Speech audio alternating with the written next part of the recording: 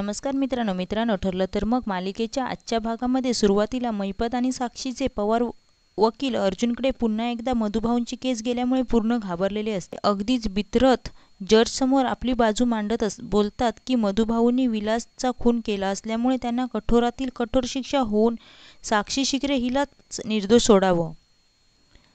त्यानंतर अर्जुन बोलायला सुरुवात करतो आणि सगळ्यांची पळताभुई थोडी होते. सायली आणि कुसुम अर्जुनवर खूप खुश असतात. सुरुवातीला अर्जुन साक्षीला आरोपी पिंजऱ्यात बोलावतो. मैपत तिला जाताना सल्ला देतो की तुला जेवढी ॲक्टिंग येते तेवढी आज बाहेर काढ आणि केस पलटव, काही होत नाही तुला. साक्षीसुद्धा अति आत्मविश्वासाने जाते. सुरुवातीला अर्जुन तिला अथर्व विचारेबद्दल उलटसुलट प्रश्न विचारतो आणि ती एकच सांगत राहते की तो माझा सावत्र भाऊ होता. विलासच्या खुनाच्या रात्री ही तुमच्यासाठी खुनाची रात्र असेल, पण माझ्यासाठी ती रात्र माझ्या सावत्र भावाच्या निधनाची रात्र होती.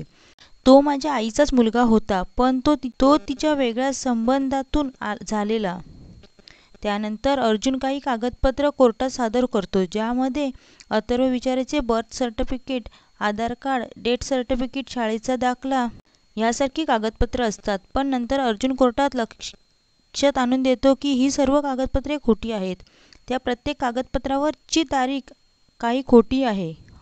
अर्जुन असं बोलताच मैपत आणि साक्षीच्या तोंडचं पाणी पळतं.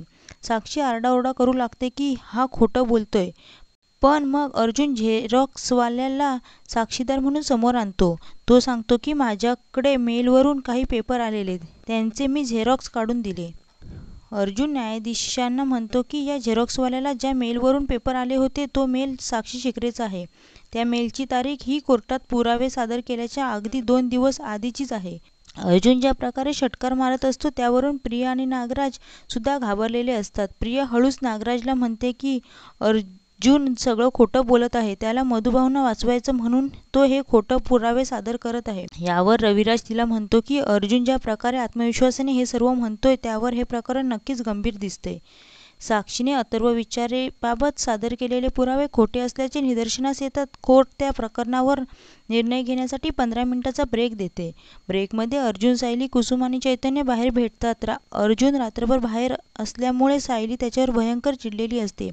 तेव्हा अर्जुन सर्वांसमोर कान पकडून तिची माफी मागतो. सायली म्हणते की कोर्टात आपला नवरा छान केसची मांडणी करतोय यासाठी खुश होऊ की रात्रभर आपल्याला फोन न करता तोच नवरा बाहेर होता यासाठी रागवू. त्यावर सायली अथर्व विचारेचा विषय काढणारच इतक्यात अर्जुन तिला अडवत म्हणतो की हा विषय इथे काढू नका, कोर्टाला सुद्धा कान असतात. जरा जरी काही कोणाला भनक लागली तर केस पलटू शकते. तितक्यात मधुभाऊ तिथे येतात आणि अर्जुनचे पाय धरतात.